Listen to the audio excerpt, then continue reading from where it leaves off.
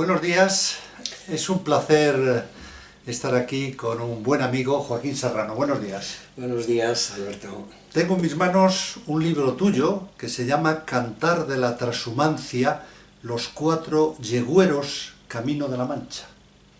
Muy bien, muchas gracias por dar importancia a este tipo de cositas que parecen cosas de menor importancia y resulta que no lo son, Empezando por el principio, como decía un amigo mío, qué bonita la palabra trashumancia.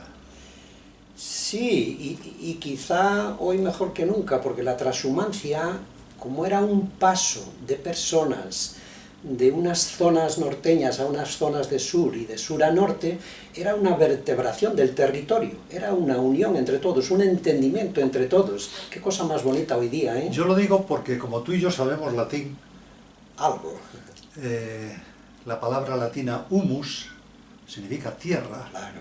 Entonces la trashumancia es el paso a través de la tierra. Sí, sí. Y de muchos kilómetros. De muchísimos kilómetros. Estos pastores hacían muchos kilómetros andando de norte a sur, de sur a norte, buscando lo mejor para sus rebaños. Como no andaban en patinete eléctrico, por eso Claro. vivían 90 años. Sí, pero tampoco hacían accidentes en las aceras con otras personas.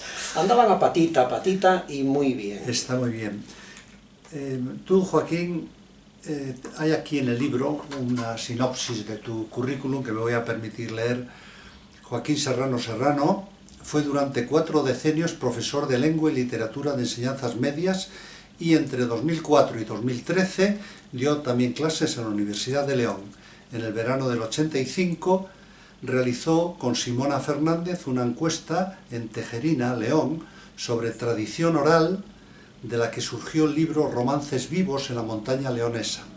En dicho trabajo de campo, la familia de Fausto Rodríguez les presentó un largo poema inédito de 1304 versos, escrito en 1948, por 4 pastores trashumantes, cantar que ahora se reedita, anota y analiza.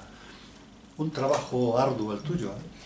Sí, fue una verdadera casualidad, una suerte, y bueno, lleva su trabajo, es verdad que lleva su trabajo, porque son 1304 versos escritos por 4 pastores, pastores reales, no pastores de Garcilaso, pastores de Virgilio, pastores reales que están con sus ganados. No virtuales. No virtuales. Has participado con el académico Salvador Gutiérrez en la elaboración de libros de texto de lengua y literatura de bachillerato y ESO en Anaya, editorial que también le publicó Cómo redactar tus exámenes y otros escritos de clase y guía práctica de redacción, ambos de 2002.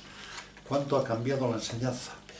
Sí, ha cambiado mucho. Yo incluso ahora que llevo ya 11 años jubilado y veo que hay profesores, hay compañeros que se quejan de la clase, que no se puede dar la clase, que es muy difícil mantener el orden en la clase, evidentemente veo que sí que ha cambiado, porque yo tengo recuerdos de todo tipo, lógicamente, mejores, peores, pero sí, yo en mis tiempos se podía dar la clase relativamente bien. Me ha gustado mucho el prólogo, la dedicatoria, mejor dicho, que haces en el libro, que lógicamente se lo dedicas en primer lugar a tu esposa, hija y nieta de reconocidos mayorales y rabadanes trashumantes.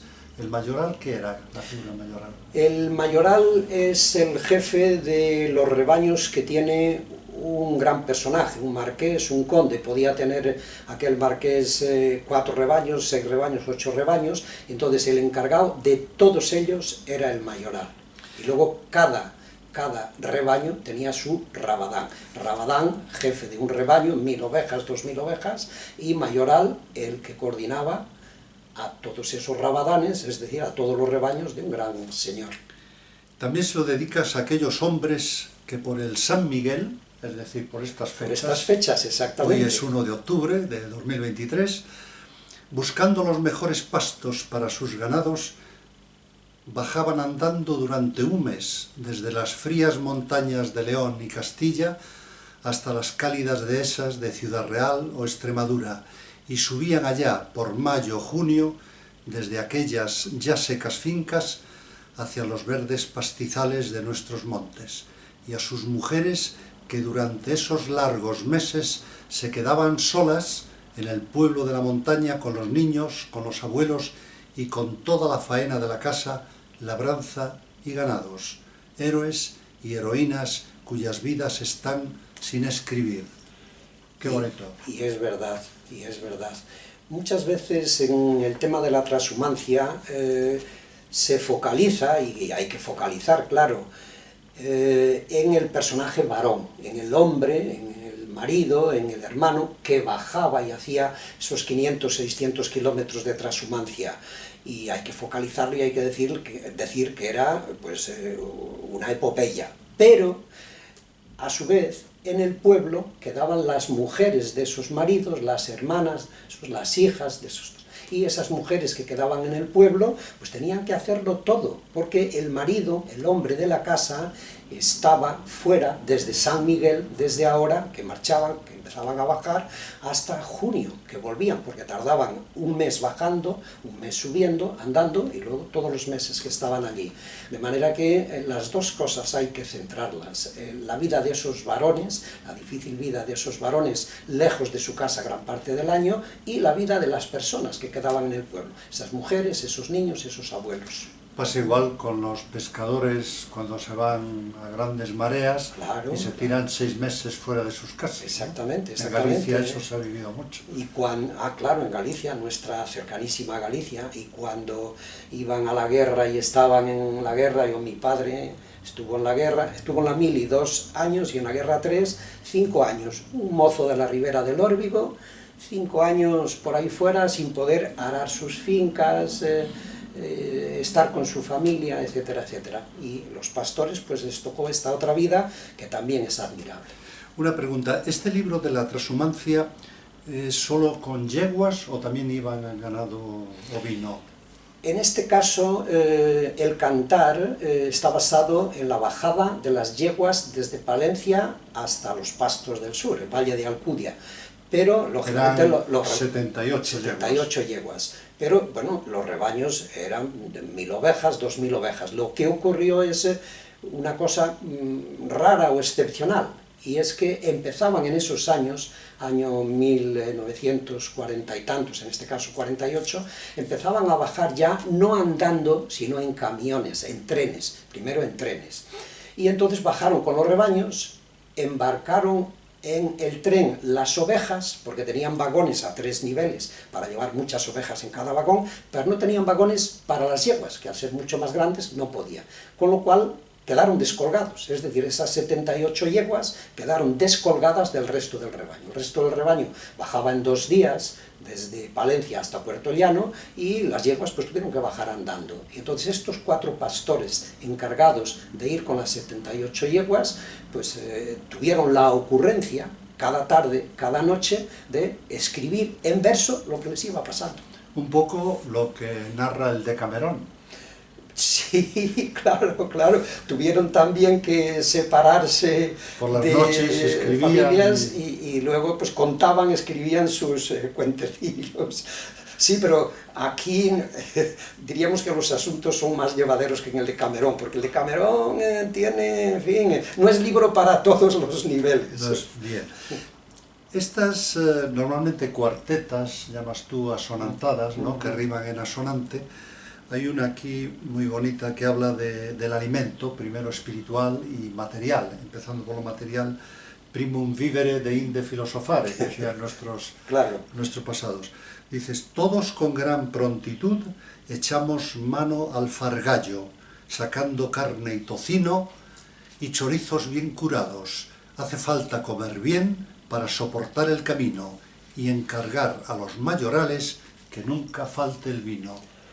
Claro, es que eran 4 pastores veinteañeros que quedaron descolgados de sus rabadanes, de sus mayorales, quedaron descolgados de sus jefes, que ellos bajaban en tren en 2 días. Entonces estos tuvieron que andar el camino en esos 20 días y tenía que haber quien les ayudara a conseguir la comida y la bebida. Eran unos enamorados del vino, ahí hay un momentito, no eran borrachos, pero bueno, la alegría de... Hay un refrán que dice, con buen vino se hace el camino. Claro, es que para compensar pues tanto trabajo, tanto sudor, y tanto andar por los caminos, pues bueno, cuando llega el momento de comer dice que beben un buen trago de vino, que buscan el vino. Desde mi punto de vista este libro es importante porque, entre otras muchas cosas, habla de la cultura, de una cultura que sobre todo los chicos ya de las ciudades están desconociendo esto.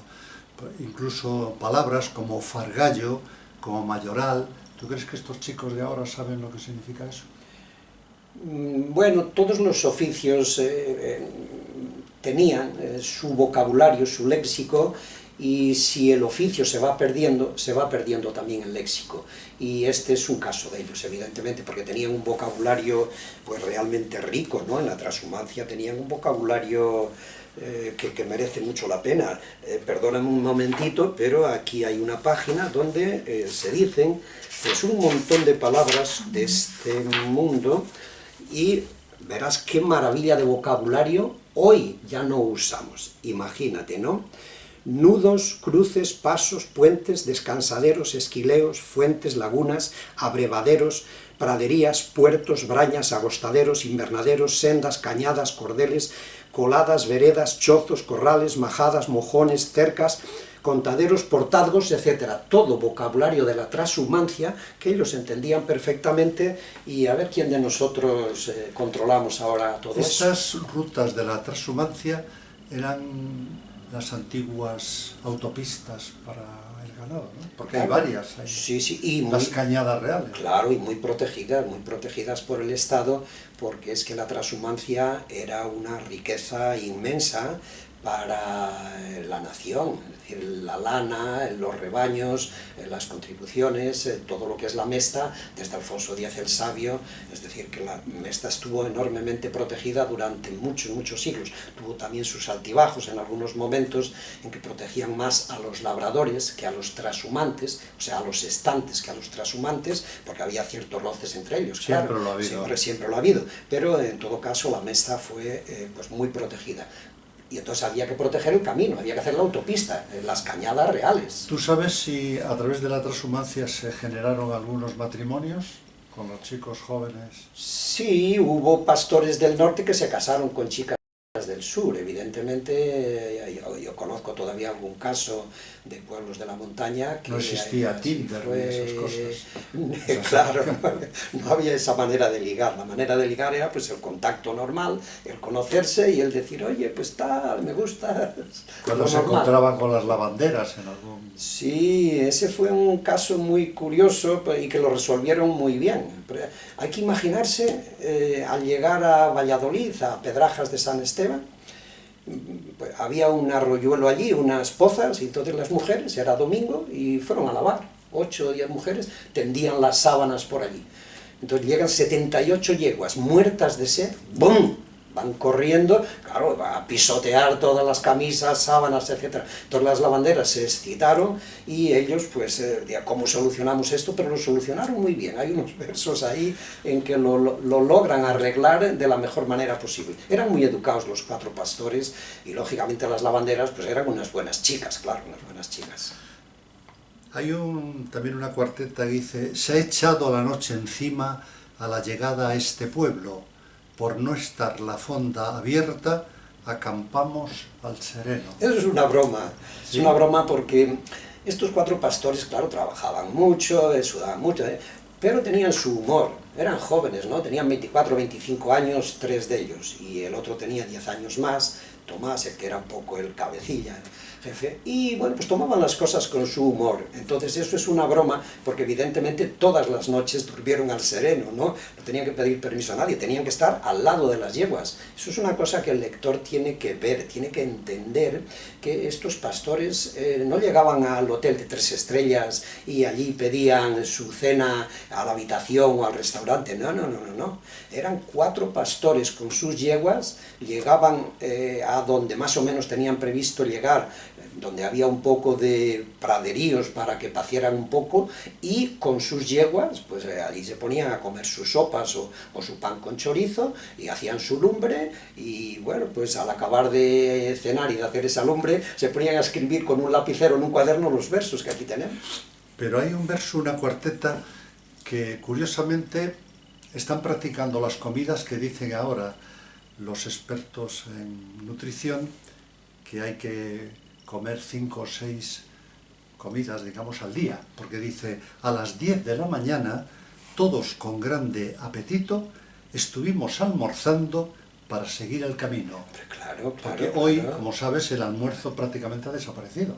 Bueno, pero en nuestra cultura tradicional, yo de niño, cuando íbamos a trabajar al campo, se desayunaba muy pronto, al amanecer, cuando se salía, y luego a las 10, 6, 7, claro, y luego al amanecer, hacia las 10, se tomaban las 10, se llamaba tomar las 10, ¿no? Y ahí, tomar, pues, que es el bocadillo de ahora. Sí, claro. Que mucha gente toma un café y ya se cree que eso es almorzar. Es el descanso que hacían para coger fuerzas, porque lógicamente cuando salían por la mañana pues tenían que empezar a hacer kilómetros, entonces pues desayunaban poco, lo que podían, y luego a las 10 pues ya hacían más fuerza, sí. Van relatando el camino, muchas cosas, por ejemplo, yo creo que es en Guadarrama, ¿no? Cuando dicen, llegamos al alto del puerto con una triste mirada, contemplando a Castilla que se queda a nuestra espalda. Adiós, Castilla la Vieja, con sus llanuras doradas. Adiós, Reino de León, que es mi tierra chica amada. Contemplamos las llanuras y la capital de España, descendiendo poco a poco del puerto de Guadarrama. Es curioso, ¿eh? Como 4 pastores con la culturilla que tenían, 4 buenos chicos que habían ido a la escuela hasta los 11, 12 años, sin embargo son capaces de redactar esto y demostrar esos sentimientos, el sentimiento de la zona que dejan León y sus zonas amadas, sus zonas queridas, y se asoman, en el Alto de Guadarrama, se asoman ya a todo el sur, a donde van a estar gran parte del año. Pero muestran en literatura, muestran en el cantar ese sentimiento, ¿no? Muestran muy bien. Bajando el puerto pasan por una localidad muy querida por mí, Valdemorillo, y dicen, seguimos nuestro camino a buscar otra dormida, que estaba en Valdemorillo. O sea, pasan, que yo creo que ese ya entraban en la Cañada Real Segoviana, ¿no? Sí. Ahí, que se cruzaba, a veces claro. se unían las cañadas. Se unían las cañadas, sí. Ellos venían de la Cañada Oriental Leonesa y luego conforme van bajando ya se van uniendo a otras cañadas, lógicamente porque más en el sur se van bifurcando, ¿no? Unas van más a Ciudad Real, otras van un poco más a la derecha, cerca de zonas andaluzas. Como las autopistas, y ¿no? como Perdón, porque es muy curioso. Como las autopistas de ahora. Hay aquí un mapa, a ver si lo puedo enseñar, aquí está. Y claro, salen de Palencia, Calabazanos, Dueñas, Cabezón de Pisuerga, Valladolid, Puente Duero, Valdestillas, Alcazarén, Pedrajas de San Esteban, Coca, con su famoso castillo, Pinar Sordas, Tabladillo, Garciñán, pasa muy cerquita de Segovia, Martín Miguel, Abades, Prados, El Espinar, Guadarrama, El Escorial, Valdemorillo, Quijorna, Crucijadas, Villamanta que ha sufrido la última dana. Claro, sí, salió en la tele hace unas semanas. Valmojado, Camarena, Arcicollar, Villamiel, Puente Calvín, cruzan por Toledo, en la ciudad de Toledo, el río Tajo, Ajofrín, Sonseca, La Junquera, Arisgotas, Los Llévenes, las Guadalerzas, palabra de origen árabe, guada, significa agua. Ellos le llaman las gualerzas, se ve que de oídas, pues oían algo, y bueno, ahí ponemos la palabra real. Cruz de Piedra, Malagón, cruzan el Guadiana, Carrión de Calatrava, cruzan el río Jabalón, Finca Rosales, Puerto Llano. Y ahí se bifurcan. Uno hacia Almadén, ¿no? Sí. Y otros hacia Carneril. 3 van a Carneril, tienen allí la dehesa, y uno de ellos va a la zona de Almadén, Almadenejos, tienen una finca que se llama El Quintillo, y uno de ellos va a esa finca, y los otros 3 van a Carneril, a la otra finca, sí. Habla de Valdemorillo, curiosamente, una cuestión curiosa, dice, un madrileño usurero y amigo de comer bien, al que pisara en su finca que linda con el cordel, con 400 pesetas todo lo quiere arreglar, diciendo que aquella finca era de su propiedad. Era mentira, ¿no? Es una aventura muy curiosa, quizá en la que más aprenden de ellos. Aquí en el libro, pues bueno, al lado de los episodios normales de la bajada día a día, pues le ocurren varias aventuras y la recoge muy bien en sus versos, ¿no? Y esta es quizá la aventura más preciosa, donde más aprenden, porque es la aventura con un tunante, con un estafador, que a medianoche pues va y les dice que como le han pisado y le han comido algo de su posesión, pues que le den 400 pesetas. 400 pesetas, año 48. Eso... Pero ellos, pues que normalmente cuando estaban con un guarda, pues le daban una propinica para que no tal, o cuando pillaban a un sargento, pues bueno, le hablaban muy bien para que los dejara seguir. Sin embargo, a este se le enfrentaron, porque inmediatamente se dieron cuenta de que era un estafador. Y entonces dijeron, esto no puede ser, se le plantaron, él dijo, voy a llamar a la Guardia Civil, pues vete y llámalos.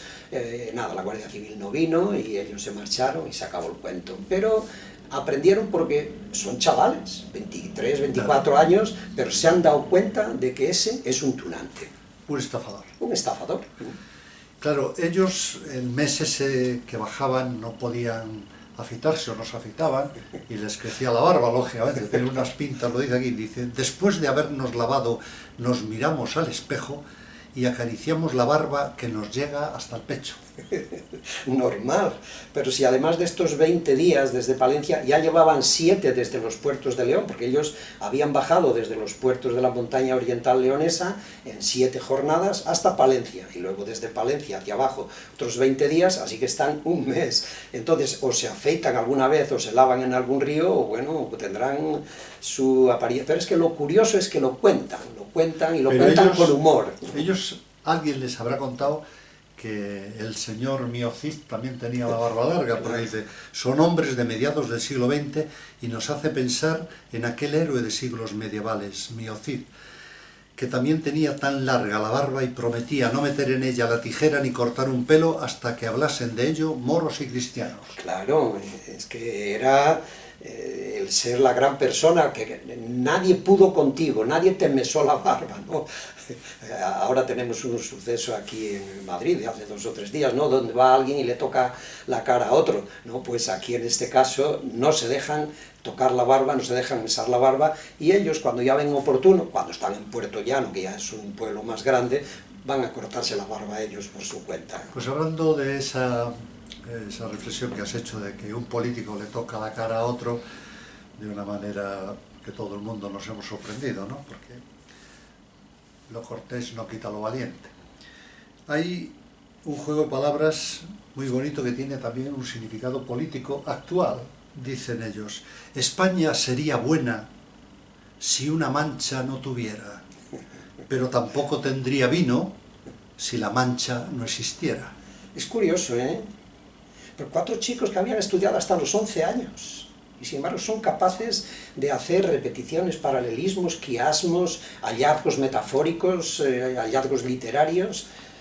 Es un milagro, o sea, estos 1304 versos es un milagro, porque esos son versos de ellos, de pastores reales, no de pastores de Virgilio. Es que esta cuarteta se puede aplicar a hoy, día 1 de octubre del 2023. Claro, claro, es curiosísimo lo que lograron 4 personas de un pueblo normal, de una provincia normal, como era León, un pueblo normal como era Tejerina, de montaña, y sin embargo con su ingenio, con su buen pensamiento, con su buen hacer, pues logran hallazgos literarios que, bueno, pues hoy nos alegran y podemos aplaudirlos.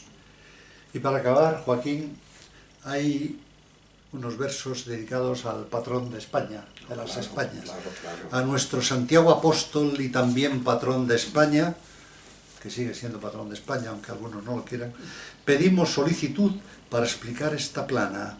A todos en general pedimos perdón, señores, por las faltas cometidas que se encuentran a montones. Sí, Alberto. Es otro de los hallazgos, porque diríamos que hacen una obra literaria con principio, medio y fin. Y tienen la intuición de que al principio hay que empezar con una invocación. Homero o Virgilio empezaban con la invocación a los dioses, otros poetas medievales empezaban con la invocación a la Virgen o a Jesucristo, y los autores, nuestros pastores, empiezan también con una invocación. ¿Y a quién? Bueno, pues al patrón de España, es decir, que es otro canto a España, como decíamos al principio, ¿no? Es un poema donde 4 personas van durante 500 kilómetros, recorriendo toda España, diríamos que van vertebrando España, van reconociendo y nos van transmitiendo a los lectores la unidad de este país, la unión de este país, como en este país todos contribuimos a lo mismo, ¿no? Al país, y ellos pues citan, además de eso, citan al patrón de este país. O sea que tú estás de acuerdo con aquello que decía un gitano, que decía, viajar da mucha cultura. Viajar, sí, viajar da mucha cultura. Era gente viajada. Sí, claro. sí, no, hombre, pobre de la persona que nunca viaja y que es de un solo libro, ¿no? Porque también dicen que la persona que es de un solo libro y que nunca ha salido, pues claro, tiene una visión del mundo muy reducida. Hay que viajar mucho y hay que leer mucho. Muchísimas gracias, Joaquín, ha sido un placer. Recomendamos Cantar de la Trashumancia, los 4 yegüeros Camino de la Mancha, porque los jóvenes, los niños, deberían leer estas historias que no están tan pasadas, son del siglo pasado, de mediados del siglo pasado, recién acabada la Segunda Guerra Mundial, para que sepan que sin patinetes eléctricos, sin Tinder y sin redes sociales se puede vivir una vida plena, feliz y sobre todo con cosas para contar a los nietos. Muchísimas gracias. Gracias a los medios, porque ¿qué haríamos los escritores sin los medios, no? Así que muchas gracias.